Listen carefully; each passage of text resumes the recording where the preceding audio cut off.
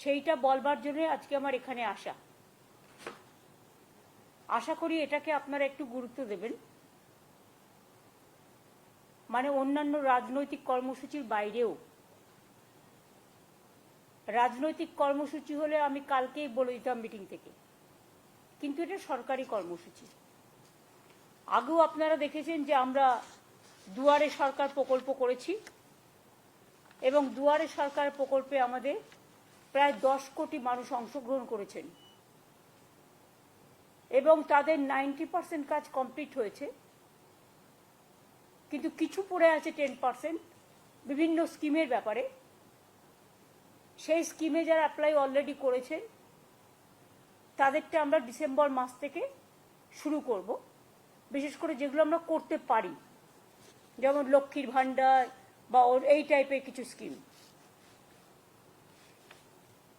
এবারে আমরা যেটা করব, দুয়ারে সরকারে আমরা দেখেছি প্রচুর মানুষ এসছেন, প্রায় 10 কোটি মানুষ, এবং তারা কিন্তু অনেক কাজ পেয়েছেন। একেবারে কাস্ট সার্টিফিকেট থেকে শুরু করে, লক্ষ্মীর ভাণ্ডার থেকে শুরু করে, কৃষিজীবী মানুষদের, ছাত্রছাত্রীদের অনেকটাই আমরা চেষ্টা করেছি করতে। এবারে আমরা একটা প্রোগ্রাম নিচ্ছি, যেটা আমার চিফ সেক্রেটারি, আমি এবং ডিজি পুলিশ আছেন। এই প্রোগ্রামটার নাম হবে আমাদের পাড়া আমাদের সমাধান। মনে রাখবেন, গভর্নমেন্টের সব ডিপার্টমেন্ট মিলে যে বড় বড় কাজগুলো করে, সেই কাজগুলো যেমন চলছে, যা চলছে সেগুলো চলবে। পয়সা যতটা জোগাড় করতে পারবো সেই হিসেবে চলবে। এখন তো 100 দিনের কাজের টাকাও বন্ধ, গ্রামীণ আবাস যোজনার টাকাও বন্ধ, গ্রামীণ রাস্তার টাকাও বন্ধ। গত 24-এর ইলেকশনে আমি দেখেছিলাম বিজেপির অনেকগুলো প্রচার করেছিল টিভিতে, জল মিশন, জল জীবন, অনেক ছবি দেখিয়েছিল, আমি নিজে দেখেছিলাম অ্যাডগুলো। যদিও সেখানে 90% টাকা আমাদের দিতে হয়, মানে পুরো মেনটেনেন্স আমাদের করতে হয়, ল্যান্ড আমাদের দিতে হয়, পাইপ আমাদের নিয়ে যেতে হয়, তা সত্ত্বেও আমাদের 60% টাকাও দিতে হয়, ওরা মাত্র 40% দেয়। এবং তার মধ্যে মেনটেনেন্স ধরা নেই, তার মধ্যে ল্যান্ডের দাম ধরা নেই, তার মধ্যে কিছুই ধরা নেই। কিন্তু সেই টাকাটাও বন্ধ করে দিয়েছে। যেটা আমাদের জল স্বপ্ন প্রকল্প, যেটা আমরা মানুষকে বলেছিলাম পৌঁছে দেবো সবটা, আমরা প্রায় 98 লক্ষ মানুষের বাড়িতে বাড়িতে জল, নলবাহিত জল পৌঁছতে পেরেছি। কিন্তু এখনো অনেক জায়গায় পাইপ পড়ে আছে। কিন্তু যেহেতু টোটাল ফান্ডটা গভর্নমেন্ট অফ ইন্ডিয়া বন্ধ করে দিয়েছে, তাই আমরা জমি দেওয়া সত্ত্বেও, আমরা পাইপ ফেলা সত্ত্বেও, আমরা আমাদের টাকা দেওয়া সত্ত্বেও সেই কাজটা এখন আটকে আছে। এখন আমাদের প্রায় 94টা সোশ্যাল স্কিম চালাতে হয়। আমাদের 100 দিনের কাজের বদলে কর্মশ্রী হয়েছে। আমি আপনাদের আগেই বলেছি, প্রায় 75 লক্ষ জব কার্ড হোল্ডারদের আমরা কাজ দিয়েছি। এছাড়াও আরও যে স্কিম আছে, লক্ষ্মীর ভাণ্ডার বলুন, কৃষক বন্ধু বলুন, সবুজ সাথী বলুন, তরুণের স্বপ্ন বলুন, ঐক্যশ্রী বলুন, শিক্ষাশ্রী বলুন, মেধাশ্রী বলুন, সবুজশ্রী বলুন, 94টা স্কিম গভর্নমেন্টের আছে। এই টোটালটাই আমরা চালাই। স্বাস্থ্য সাথী থেকে শুরু করে, বিনা পয়সায় রেশন দেওয়া থেকে শুরু করে, আমরা সবটাই চালাই।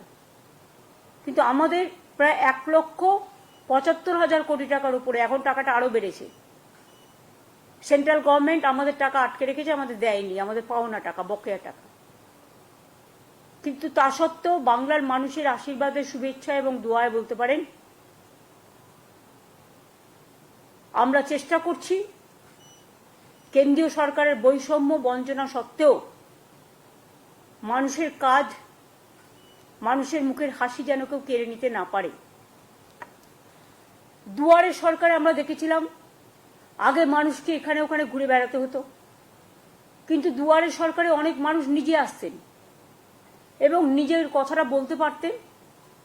অনেক সুযোগ আমরা দুয়ারে সরকার থেকে অনেক মানুষের কাছে পৌঁছাতে পেরেছি। সেই জন্য দুয়ারে সরকারে যারা পার্টিসিপেট করেছিলেন, অফিসার সহ, সরকারি কর্মচারী সহ, বিডিও, এসডিও, ডিএম, আইসি, ওসি, এসপি, অ্যাডিশনাল এসপি সহ, ডিএসপি সবাই সহ, সাধারণ মানুষও যারা এসছিলেন, তাদের কাছে আমরা কৃতজ্ঞতা জানাচ্ছি। আমরা অনেক সময় দেখি ছোট ছোট পাড়ায় হয়তো একটা কলের দরকার, হয়তো একটা ছোট্ট পাড়া, তার একটা ছোট্ট গ্রামীণ রাস্তা অল্প করে করে দিলে তাকে কাদায় হাঁটতে হয় না। অনেক সময় আমরা বিদ্যুৎ পৌঁছেছি অনেক জায়গাতেই, কিন্তু বাই চান্স যদি কোনো জায়গা বাদ হয়ে যায়, যেখানে ইলেকট্রিসিটি নেই, হয়তো একটা ইলেকট্রিক পোল বসাতে হবে বা বর্ষায় ভেঙে গেছে, এই রকম ধরনের ছোট ছোট কাজগুলো। ধরুন একটা আইসিডিএস সেন্টারের বাড়ি ভেঙে পড়েছে, তার ছাদটা করে দিতে হবে। ধরুন একটা স্কুলের ছাদটা দিয়ে জল পড়ছে, ওই ছাদটা করে দিতে হবে, পুরো স্কুল বিল্ডিং নয়, ছাদটা।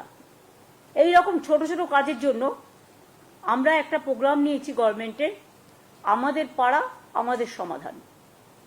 এক্ষেত্রে সিস্টেমটা হচ্ছে, আমাদের সরকারি প্রকল্পে অনেক মানুষ অংশ নিয়েছেন, এবার মানুষের প্রকল্পে আমাদের সরকার পথে নামছেন। যদিও এটা খুব ছোট্ট প্রোগ্রাম, কিন্তু যদি বিস্তৃতি দেখেন তাহলে এর বিস্তৃতি খুব ব্যাপক। মাননীয় প্রধানমন্ত্রীজি বারবার বলেছেন আত্মনির্ভরশীলতার কথা, কিন্তু কার্যক্ষেত্রে কিছু হয়নি, করতে হয় টোটালটাই স্টেটকে। আমরা এখানে কি করছি, আমরা যেটা আমাদের পাড়া আমাদের সমাধান, সারা দেশে এইরকম উদ্যোগ এই প্রথম। এখানে মানুষ নিজেদের বুথে, ওই ব্রিজ নয় বা স্কুল নয় বা বড় বড় প্রোগ্রাম নয়, সেগুলো যেমন ডিপার্টমেন্ট করে ডিপার্টমেন্ট করবে, এটা এক্সট্রা প্রোগ্রাম।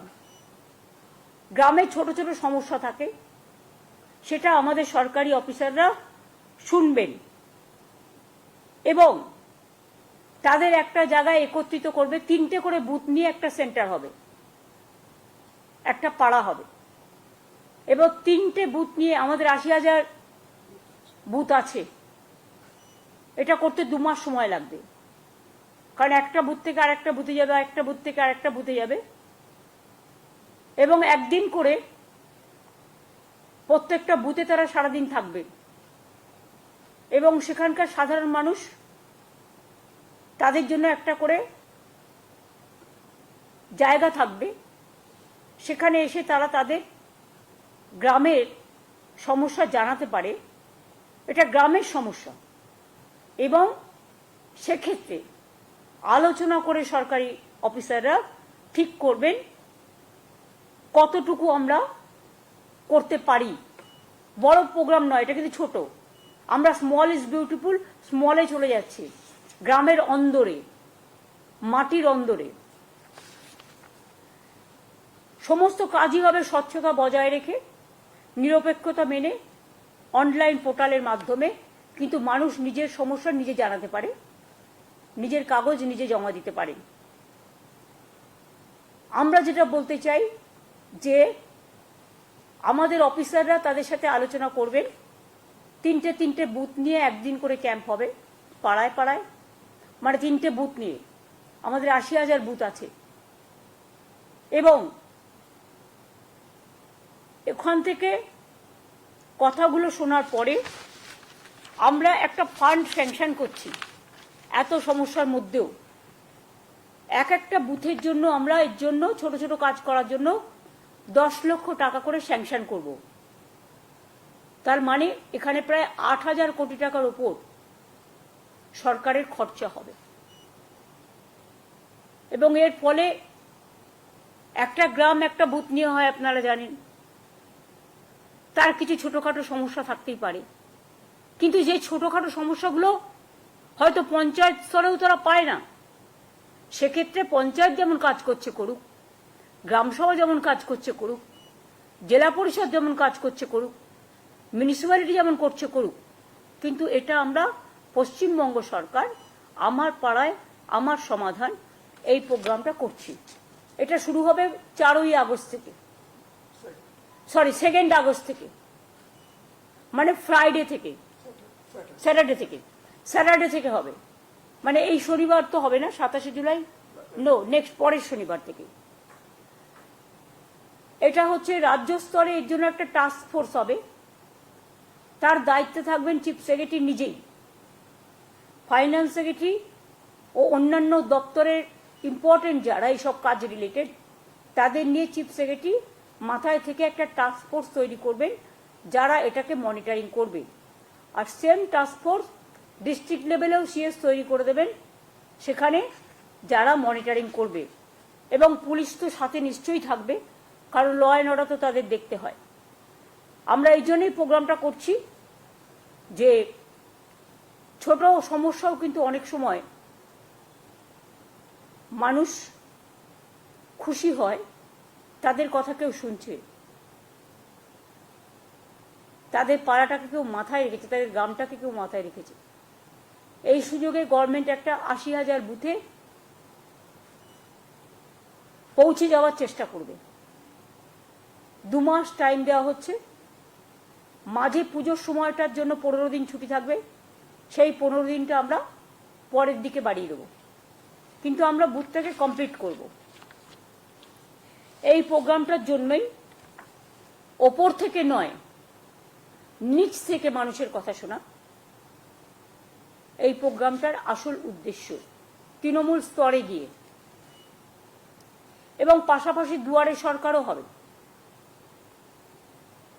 কেউ যদি দুয়ারে সরকারে নাম লিখিয়েছেন এখনো পাননি, যেটা আমরা করতে পারি, সেগুলো আমরা ডিসেম্বর জানুয়ারিতে করে দেব। যেমন লক্ষ্মীর ভাণ্ডার সহ কিছু আছে, নতুন এসছে, কাস্ট সার্টিফিকেটের ব্যাপার আছে, কোর্টে কেস আছে আপনারা জানেন, এইসব নানা রকম টাইপের ছোটোখাটো কাজ আছে। এইটাই হচ্ছে মেন আমাদের প্রাথমিকতা, যে মানুষ নিজেকে নিয়ে গর্বিত করুক, গর্ব করুক, নিজেকে সম্মানিত করুন। সরকারের কাছে কাউকে পৌঁছতে হবে না, সরকার তাদের দরজায় পৌঁছে যাবে। আমরা দুয়ারে সরকার করেছি, আমরা দুয়ারে রেশন করার চেষ্টা করেছি, পাড়ায় পাড়ায় গিয়ে রেশন দেওয়া হচ্ছে। সেইভাবে এটা আমাদের পাড়া আমাদের সমাধান। 3টে করে বুথ নিয়ে একদিন করেই ক্যাম্প হবে। সকলের সহযোগিতা কামনা করব। এবং এতে আমি আগেও বলেছি, আবার বলি, 8,000 কোটি টাকার উপর খরচ হবে, সেটা স্যাংশন করা হয়েছে। এবং সমস্ত কাজই শেষ হবে পরিকল্পনা থেকে রূপায়ণ সময় বেঁধে 180 দিনের মধ্যে। মানে এখানে 3 মাস বলছে, কিন্তু আমায় করতে হবে 2 মাস। কারণ আগে আমরা ঠিক করেছিলাম 2টো করে বুথ নিয়ে করবো, এখন আমরা ঠিক করেছি 3টে করে বুথ নিয়ে করবো। সেই জন্য এটা কমে যাবে টাইমটা, 60 দিনের মধ্যে হবে। এইটা হচ্ছে, আমি সিএসকে বলবো আজ থেকেই পরিকল্পনার কাজ শুরু করে দেওয়ার জন্য। এটা আমি সিএসের হাতে তুলে দিচ্ছি অফিসিয়ালি, যদিও ওনার কাছে আছে সব। এটা ছিল আমাদের সরকারি প্রোগ্রাম ঘোষণা। এবার আমি সরকারি প্রোগ্রামের বাইরে, যদিও বাংলা রিলেটেড বলেই বলছি, দেখুন কালকেও আলিপুরদুয়ারের একজনের কাছে, এও তপশিলি সম্ভবত, অঞ্জলিশীল নিত্যশীল স্বামী, ফালাকাটা, কিন্তু চিঠিটা গেছে কুচবিহারে, ভুল করে আলিপুরদুয়ারে।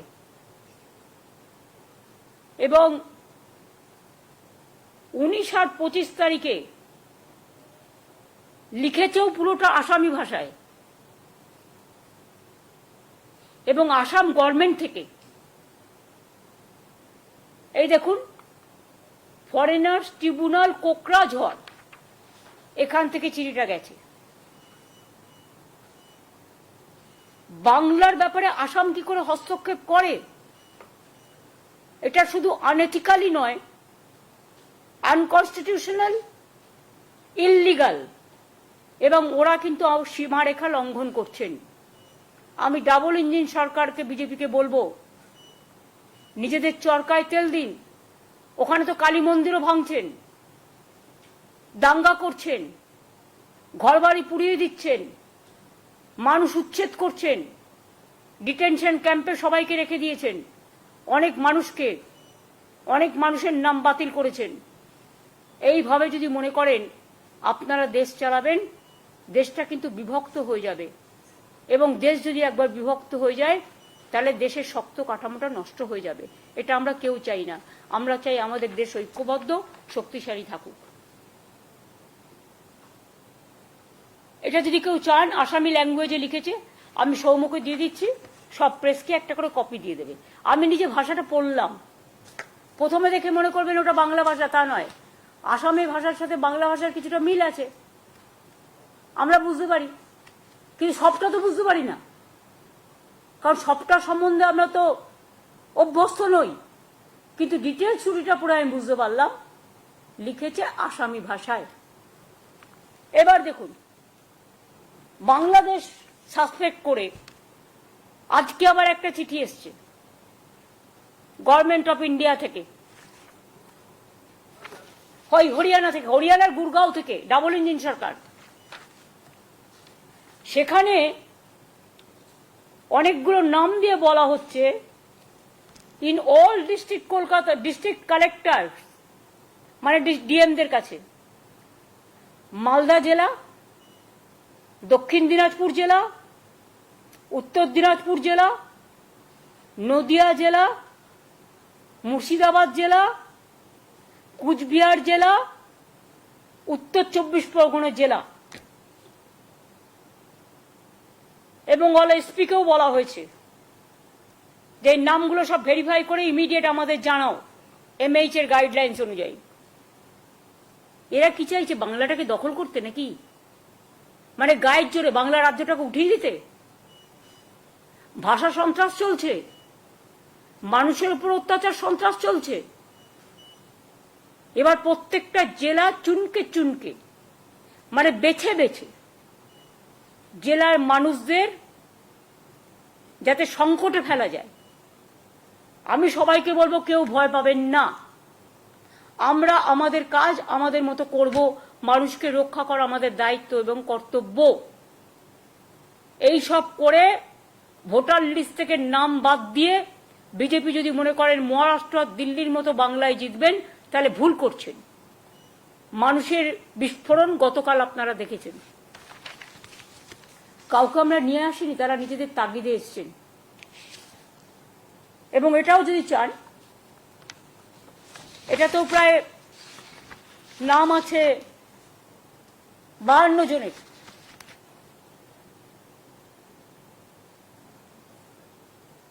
এটা যেহেতু সিক্রেট লেটার, আপনাদের আমি দিচ্ছি না, কিন্তু আপনারা যদি দেখতে চান লিস্টটা, আমি দেখিয়ে দিতে পারি, আমার কোনো প্রবলেম নেই।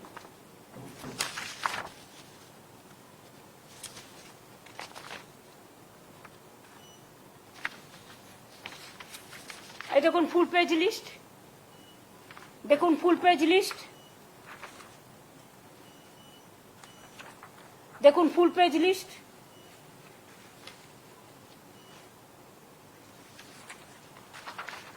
দেখুন ফুল পেজ লিস্ট, দেখুন ফুল পেজ লিস্ট,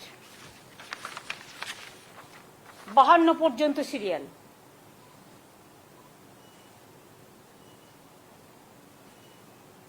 এই যে জেলাগুলো বললাম, সেই জেলাগুলো সব ইনভলভ আছে। এবার আপনারা সাংবাদিক বন্ধুরা আমায় বলুন তো, আপনারা তো সব জায়গায় যান, এটা তো ইন্ডিয়ান সিটিজেনদের রাইট। ভারতবর্ষের যে কোনো প্রান্তে যে কোনো লোক যেতে পারে, কাজ করতে পারেন, রাইট টু ওয়ার্ক, এটা আমাদের সংবিধানে বলা আছে। আমাদের এখানেও যেমন 1.5 কোটি মানুষ কাজ করেন, তাছাড়াও সব স্টেটের মানুষ এখানে থাকেন, ব্যবসা করেন, কেউ ইন্ডাস্ট্রিতে আছেন। কই আমাদের এখানে তো প্রবলেম হয় না? তাহলে আমাদের রাজ্যের লোক যদি কোথাও কাজ করে, তাহলে বিজেপির প্রবলেমটা কোথায়? আর তারা যে নিজে থেকে গেছে তো তা নয়, তাদের স্কিল আছে বলে, ট্যালেন্ট আছে বলেই নিয়ে গেছে। গুজরাটের মানুষদের যখন 2টো প্লেনে করে শিকলবন্দি করে নিয়ে আসা হলো, এটা গুজরাটের মানুষকে অপমান করা নয়, তার অস্মিতাকে অসম্মান করা নয়? তেমনি মনে রাখবেন, গুরগাঁওয়ে যাদের রেখে দিয়েছেন ডিটেনশন ক্যাম্পে বা জেল তৈরি করে, আসামে যাদের রেখে দিয়েছেন, উড়িষ্যায় যাদের রাখছেন, ছত্তিশগড়ে যারা রাখছেন, মধ্যপ্রদেশে যাদের রাখছেন, রাজস্থানে যাদের রাখছেন, দিল্লিতে যাদের রাখছেন, মনে রাখবেন, আমি জানি না কারায় বুদ্ধি দিচ্ছেন। নিশ্চয়ই বুদ্ধিভ্রম হয়েছে, বুদ্ধিভ্রষ্টা হয়েছে। পয়েলগাঁওতে যারা আক্রমণ করলো সেই জঙ্গিদের কেন অ্যারেস্ট করছেন না? মণিপুরে যে তাণ্ডব আজও চলছে, আসামের মুখ্যমন্ত্রী মহাশয়, আপনাকে সম্মান জানিয়েই বলছি, আপনি মণিপুর তো কন্ট্রোল করতে পারলেন না, আপনি নাকি নর্থ ইস্টার্নের দায়িত্বে। এমনকি মণিপুরের যিনি মন্ত্রী মহাশয়, যিনি আবার নর্থ ইস্টার্নের চার্জেও আছেন, তারা কেউ ভয়ে মণিপুরে যেতে পারেন না। আর যত কিছু আপনাদের রাগ, বিদ্বেষ, বঞ্চনা, লাঞ্ছনা, অত্যাচার, অসম্মান, আমাদের ভাষার উপর অত্যাচার, ভাষা সন্ত্রাস, অস্মিতা, ভাষা আমাদের অস্মিতা, ভাষাকে আমরা মনে করি আমাদের সম্মান, সব মানুষের ভাষা, সব মানুষের সম্মান। আমি আবার বলছি, I am not against of any language, any languages. I love all the languages because unity in diversity is our origin. We have different states, different religions, different food practice, different culture.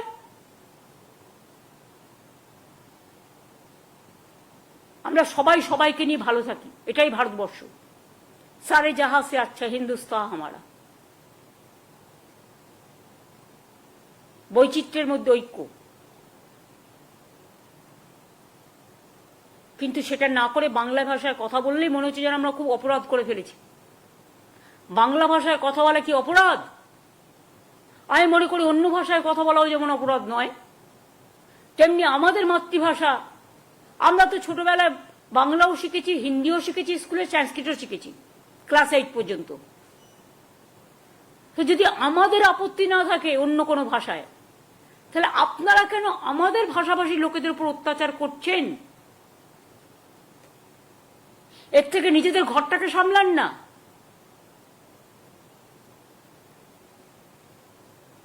ঘরে আগুন লাগলে জলে আগুন নেভাবেন কি করে? আগে তো ঘর সামলান। বাংলার দিকে তাকানোর দরকার নেই। বাংলা 1 নম্বরে আছে, বাংলা 1 নম্বরে থাকবে। আর বাংলার মেধা, বাংলার প্রতিভা, নাসা থেকে ভাষা মাথায় রাখবেন। হারভার্ড থেকে অক্সফোর্ড যান, গিয়ে ঘুরে আসুন।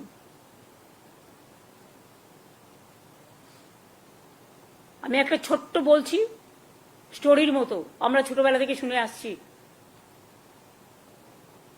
একবার মা দুর্গা, কার্তিক আর গণেশকে, যেহেতু আমাদের ন্যাশনাল ফেস্টিভ্যাল হয়, ইউনেস্কো ট্যাঞ্জিবল ইনট্যাঞ্জিবল হেরিটেজ পেয়েছে, যে মা দুর্গা বলছেন কার্তিক আর গণেশকে, দেখি কে আমাকে সারা পৃথিবী তাড়াতাড়ি ঘুরে আসতে পারে, এই রকম টাইপের।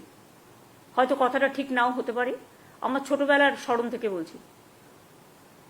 তখন কার্তিক ময়ূরপঙ্খী নিয়ে, ময়ূর নিয়ে ঘুরে, তার বাহন নিয়ে ঘুরে বেড়ালো সারা পৃথিবী, কিন্তু গণেশ শুধু মাকে প্রদর্শন করল।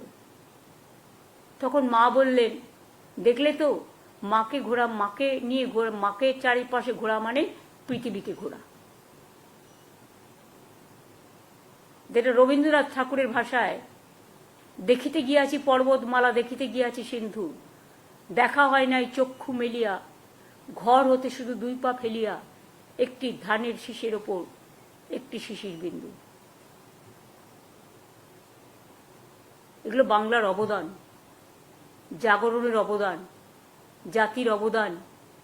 আমরা আজও গর্ব করে বলি, ন্যাশনাল সং লিখেছেন ইন্ডিয়ার বঙ্কিমচন্দ্র চট্টোপাধ্যায়, আর ন্যাশনাল অ্যান্থেম লিখেছেন বিশ্বকবি রবীন্দ্রনাথ ঠাকুর। রামকৃষ্ণ বলুন, স্বামী বিবেকানন্দ বলুন, বিদ্যাসাগর বলুন, চিত্তরঞ্জন দাস বলুন, ক্ষুদিরাম, প্রফুল্ল চাকি, বিনয় বাদল, দীনেশ, মাতঙ্গিনী হাজরা, যাই বলুন না কেন, নেতাজি সুভাষচন্দ্র বোস। গান্ধীজিও খুব ভালোবাসেন বাংলাকে, যদিও পোরবন্দরে তার জন্ম, গুজরাটে, কিন্তু তিনি যখন দাঙ্গা হচ্ছিল তখন তিনি বেলেঘাটায় গান্ধী ভবনে বসেছিলেন ফ্রিডম অ্যাট মিডনাইটের দিন। কেন জানেন? যাতে দেশ ভাগের পরে কোনো দাঙ্গা না হয়, দাঙ্গা সামলাবার জন্য। তার মানে ভালোবাসতেন বলেই তো ছিলেন। বেলেঘাটায় গান্ধী ভবন আছে আমাদের। আমরা গান্ধীজিকে দেশের নেতা বলি, জাতির পিতা বলি। তখন কি ভাবি যে উনি কোন দেশ, কোন রাজ্যে জন্মেছিলেন? সেটা ভাবি না, আমরা ভাবি উনি জাতির পিতা। দেশের নেতা কেমন হয়? দেশকে যিনি ভালোবাসেন তিনি হয় দেশের নেতা।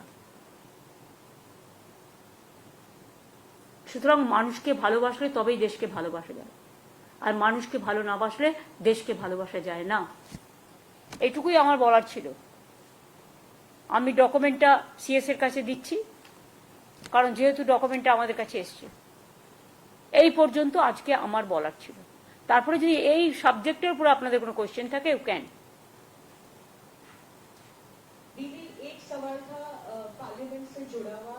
पहले आप बताओ, आप लोग तो हम जो कहते हैं वो आप कहते हैं, वो तो नहीं कहते हैं। आप लोगों के ऊपर तो रेस्ट्रिक्शन होता है, बीजेपी जो कह देता है वही आप लोग कह देते हैं। आप कर सकते हैं ना, हम जो बोलते हैं करने का हिम्मत है। आज तो दूरदर्शन को भी ले लिया, एएनआई को भी ले लिया, सबको ले लिया, लेकिन आप पूछिए, आपका पूछने का हक है। कल पार्लियामेंट में राज्यसभा में ऑपोजिशन एमएलए से मूव किया था नोटिस जस्टिस वर्मा के खिलाफ, उसके बाद ही वाइस प्रेसिडेंट जगदीप धनखड़ ने उसको एक्सेप्ट किया। आपकी उसको घुमा रहा है। देखिए, जो हमारा पता नहीं है, ये चीज आप लोगों को तैयार करके देता है, आप करते हैं।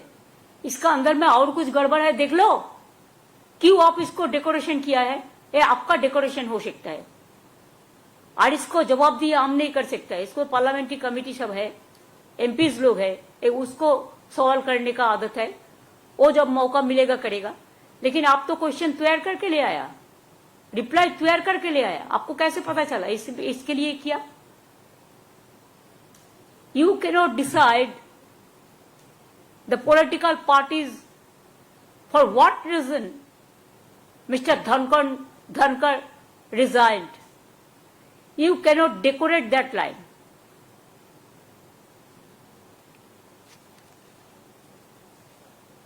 বাংলা ভাষা নিয়ে আপনি যেটা বলছেন, এক্ষেত্রে পার্লামেন্টে সেশন চলছে, সাংসদরা কি এই বিষয়টা নিয়ে কোনো মুভ করবেন?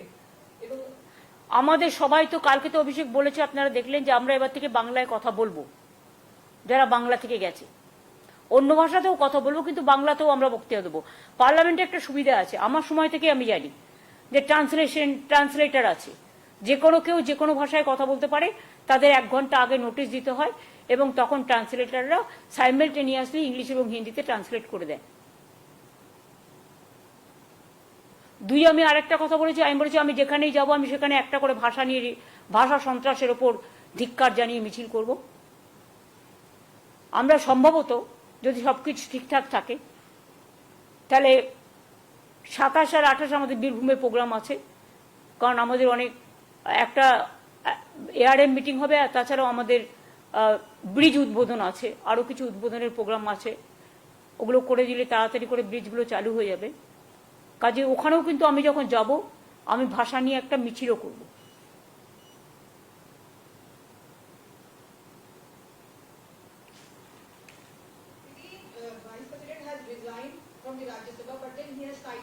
You are from ANI?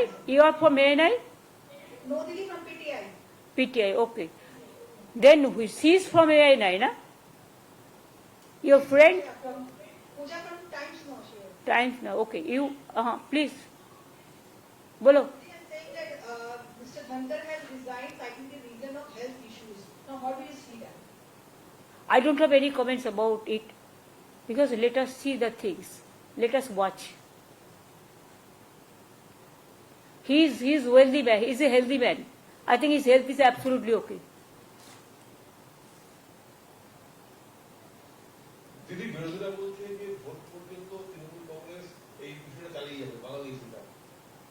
কেন ভোট পর্যন্ত, কেন সারা জীবন চালিয়ে যাবে। তৃণমূল যখনই এ ধরনের সন্ত্রাস হয়েছে তখন লড়াই করেছে, লড়বে।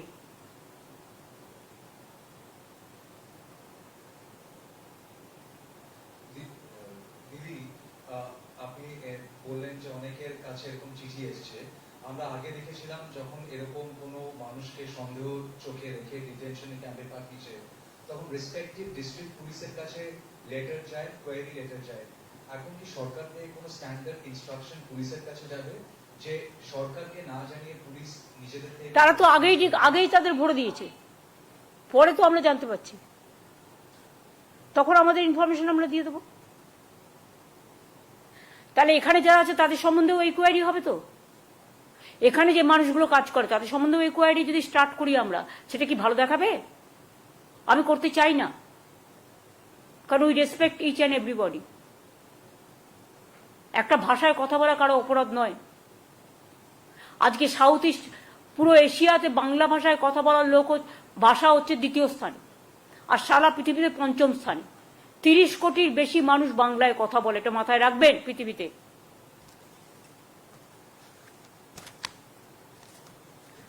আই থিঙ্ক হয়ে গেছে। আমার আবার ইউনিসেফের ওরা আসবে, আমার একটা মিট করতে হবে। একটা জিনিস সেখানে জিজ্ঞেস করা ছিল, সেটা হচ্ছে যে এই যাদের নিয়ে কোয়েরি করতে পাঠাচ্ছে তাদেরকে নির্দিষ্ট হোল্ডিং যাচ্ছে, মানে যে রাজ্যগুলো কোয়েরি পাঠাচ্ছে সেখানে 30 দিনের জন্য একটা হোল্ডিং ক্যাম্পে রেখে দেওয়া হচ্ছে। সেটা তো কালকে আপনাদের এই মিটিংয়ে দেখালাম। এটা ইল্লিগাল ডিটেনশন এবং অসম্মান আমাদের মাতৃভাষার প্রতি। এটা চ্যালেঞ্জ হবে, just wait and see, it will be challenge at proper time.